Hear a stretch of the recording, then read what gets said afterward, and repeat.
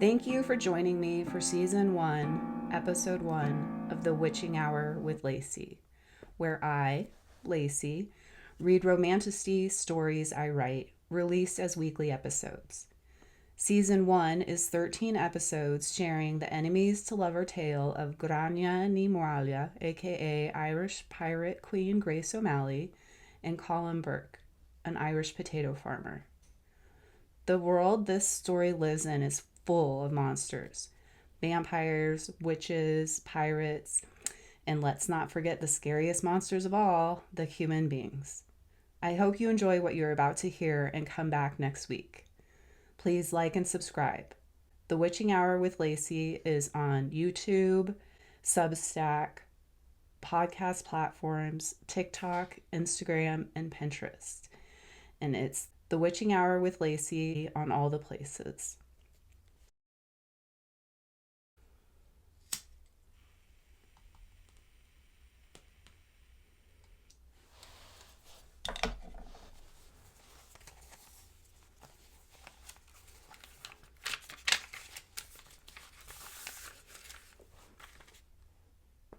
The hunger came for us slowly at first, taking those nearing their return to the land. Having already lost our parents, those early months mostly spared us, but you couldn't escape the grief of watching friends and neighbors die.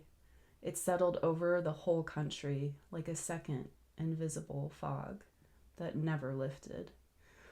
My lads, the two who made it out of childhood, went in the first year, cut down by the inability to feed their growing bodies. My lovely wife, Bridge, who kept my spirits up as much as possible given the lack and the loss, and kept my heart warm, went next. Now the hunger is coming for me. All the horrors might be obscured from mortal eyes on this darkest of nights, but the decay remains. The earth where the potatoes turned black, the bodies of those whose souls had departed, the ruins of homes left to crumble so landlords wouldn't have to deal with us anymore.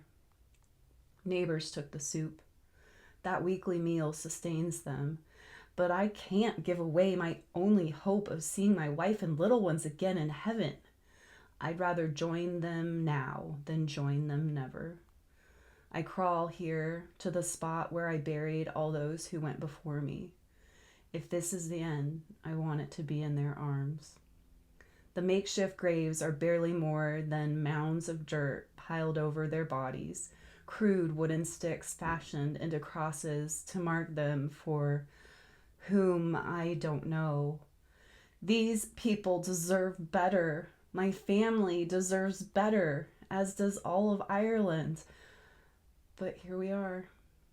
As the wind shifts from its habitual blow off the sea to a more ominous howl from the mountains, the fog shifts as well, unveiling a lone figure in the distance.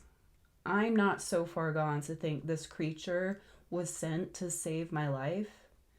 This angel has come to carry me to the afterlife. The figure creeps closer, slight of stature and possessing long brown hair. This angel resembles a woman. No matter. I lie here where my bridge rests, covered in dirt. What little water is left of me, making a final escape as tears. Thoughtlessly, automatically, the words I know better than my own name come to my chapped lips. The Lord gave, and the Lord hath taken away. The woman stops near my feet and stares at me. Could have been hours or minutes. A man close to the end doesn't track time the way he used to. Colm? Of course she knows my name. What angel wouldn't know the soul she's come to collect? This close, I see her face, a beauty not of this world. Too weak to answer her, I merely nod. Can you walk? The question puzzles me. Where are we walking? To heaven? Not waiting for me to work that out, she yanks me to my feet. I have to lean into her for support. My legs don't have the strength left to carry what's remaining of my considerable frame. That'll have to do. Hurry, not much time before sunrise. Her words confuse me. I'm not an educated man, though I'm familiar with the words. I'm not sure what they mean given my current circumstances. Do souls only get admitted to heaven during the sunrise? Don't angels fly? She drags me forward, and I take my first few clumsy steps. All these sexy muscles, and that's all you've got in ya? I must have fainted at this point, because the next thing I know, I'm coming to in a small wooden room. There's the scent of salt on the air. Waves crash somewhere nearby. This particular wooden room is part of a vessel. I certainly wish to escape, only the lack of strength stops me. The day has broken, light stealing in through the cracks, but the waves are the only sound I hear. No crew, no angel, nothing but me and the sea. I don't know how long I slept. It could have been minutes, it could have been weeks. The sunlight tells me it's still day. Which day, I don't know. What's there to do in a wooden box but wonder why you're in it? I've no fields to tend, no family to see, and I can't shake the thought that a woman who was definitely not an angel called my physical form sexy? To keep what's left of my mind sharp, I do the only thing available to me. I sing. And all the sweethearts that ever I had, they'd wish me one more day to stay. But since it falls unto my lot that I should rise and you should not, I'll gently rise and softly call, good night and joy be with you all. I sing until my throat is too parched to continue. Then I think. I can't do heavy work. Anyone can see that. My legs didn't carry me here, so crewing this ship is out. I won't fight, nor will I plunder. Toss me in the kitchen then? God help them if that's their plan. My family would have found that very funny. It would take someone much smarter to figure out what their plans are. There's no use for a man in my state. So I wait, and I wonder. And by the time the day fades and the noises on the ship pick up, Irish voices, folk songs cutting through the salt air, I am no closer to an answer. Their spirits don't match the world I've been living in these past few years. Jovial, the lot of them. Either they've been at sea long enough not to know what's happened to this island, or they simply don't care. No footsteps fall outside my door, but it opens anyway. A woman stands at the threshold with a candle, her face half in shadow. First the creature from last night, now her? Do these sailors not care that women aboard bring bad luck? Do they not fear angering the sea? Come on, then. She turns and is gone so fast I barely track which way she went. I can't match her speed. I must lean against the ship walls and rest regularly. At the end of the hall, there rises a set of stairs, so up it is. After a mighty struggle, I reach the top of the stairs and come across the devil herself. Her long brown hair and otherworldly beauty remain, but I'll never view her as an angel again. What angel would leave a man in a cell to suffer? Evening, Colm. I hope you found the accommodations acceptable. Who are you? The banshee steps nearer to me. That, my friend, is a complicated question. You're no friend of mine. Now, Colm, play nice. I, like you've been. A chuckle materializes from somewhere to my left. A giant of a man steps forward. Show some respect. She slinks off towards him, a word for each sway of her hips, as if to draw my attention to her rear. It's fine, Declan. Poor Colm here doesn't know who he's dealing with.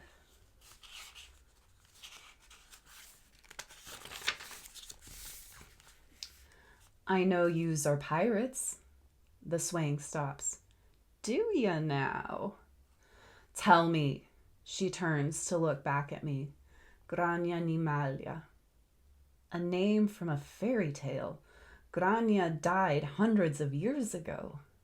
She sweeps her leg behind her and gives a theatrical curtsy. 317 years young. What trickery is this? What possible purpose could such a ridiculous lie serve?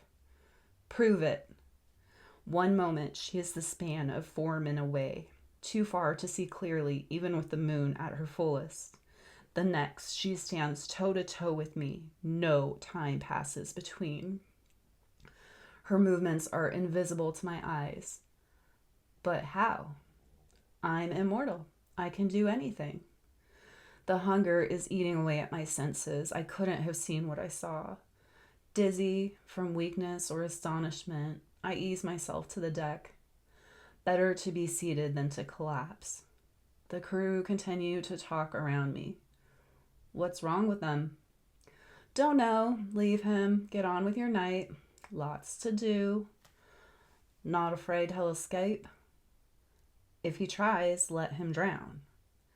It's not a terrible idea. Better to drown in the sea than slowly fade away on this ship full of monsters. But as is plain to anyone with eyes, I have no strength left for throwing myself into the sea. It is a particular cruelty, this. The closer a man gets to the end, the less say he has in how it goes. I do what I can, which is to wait. The crew and the demoness continue to talk, but none of the words make sense. I'm too weak to follow, but I pick up a bit here and there. The I need to feed soon and was the blood fresh stand out as particularly odd. More tricks my mind is playing on me.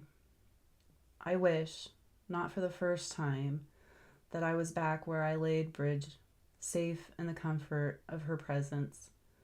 Even if I could jump off the deck and swim ashore, I have no idea where we are. No, stay here I must. I'll meet my end on a pirate ship surrounded by strangers in unknown waters. Bridge, my dear, I'm coming.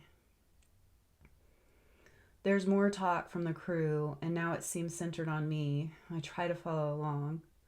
He won't last much longer, Captain. The false Gráinne responds. You might be right. Take him to my quarters.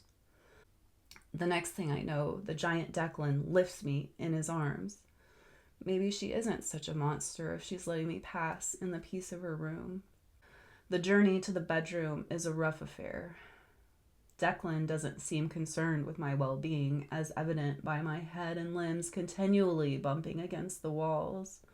Once we reach the room in question, he drops me to the bed in such a violent manner. It's a wonder I'm not injured. I let out a quiet chuckle. What's there left to damage of this wrecked body? Declan leaves quickly, but it isn't long before I'm joined by the devil herself. Here to watch me die, I suppose. Not an angel, but still here to be with me as I make my way to the other side. Alone at last. I do not share her joy in this situation. My mistreatment thus far, left in a cell with no food or water, even when clearly this is a well-fed crew, bumped around carelessly, leave me suspicious of this woman's intentions.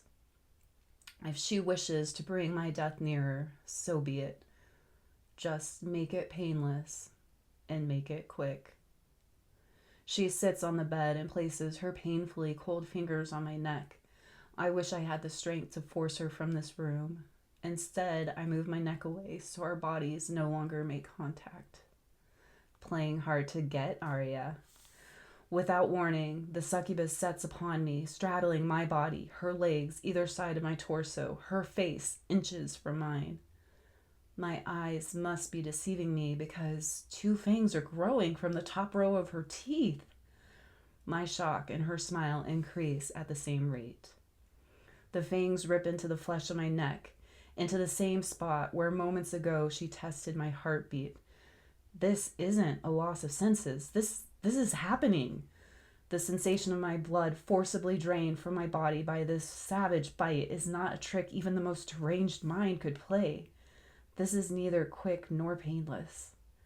Her hair covers my eyes, so I must rely on my hearing to try to understand what's happening. The sucking and slurping sounds aren't reassuring. Whatever life force is left trickles from my body into her mouth. Is this why she and her crew look so healthy and well fed?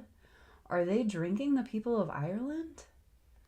I am a faithful man. I have kept my faith no matter the test. Hunger didn't make me relent. Fear won't either. The devil pulls back, rips open her own vein with those heinous fangs, and forces her wrist into my mouth. I fight. I use all the power that remains in my body, but it's not nearly enough. So I do the next best thing. I spit out her blood. Her response to this is an explosion of cackling like I've never heard before. And with that, the she-demon turns and exits the room, leaving me to my imminent demise that will, no doubt, drag on longer than mercy would dictate. My heartbeat slows. My vision grows darker. It's only a matter of time now. I take my final breaths, and a small smile finds my lips, because my dear bridge is near.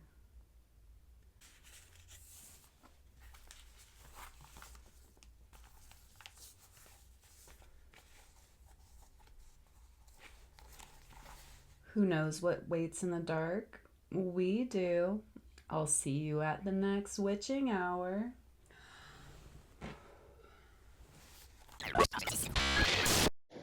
It's me, Lacey, again, and I just want to thank you so much for listening to episode 1 of this story. It really means so much to me. I hope you enjoyed it. If you did, like, subscribe. If you have any thoughts, feedback, suggestions, pop them down in the comments. I am several episodes ahead, but I can always implement feedback into future episodes.